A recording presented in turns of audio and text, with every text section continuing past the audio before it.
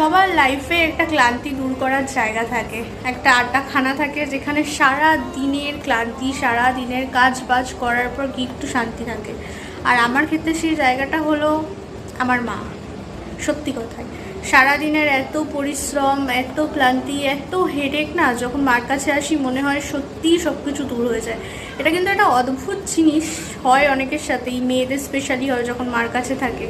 আমি একটা কথাই ভাবি যে আমরা তো আমাদের মার কাছে এসে এরকম একটা ফিল নিই, বাট আমাদের মায়ের কিন্তু মারা নেই, মানে আমাদের কিন্তু অনেকেরই দিদা নেই।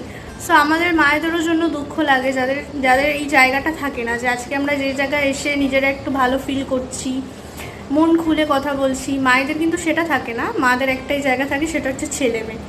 সো সবসময় যার জন্য বলি আমি, মা মাই হয়, মার জায়গা কেউ নেওয়া যায় না। হাজারো দুঃখ কষ্ট করার পরও যখন ছেলে মেয়েকে কাছে পায়, সত্যি কথা কিন্তু সব কিছু ভুলে যায়।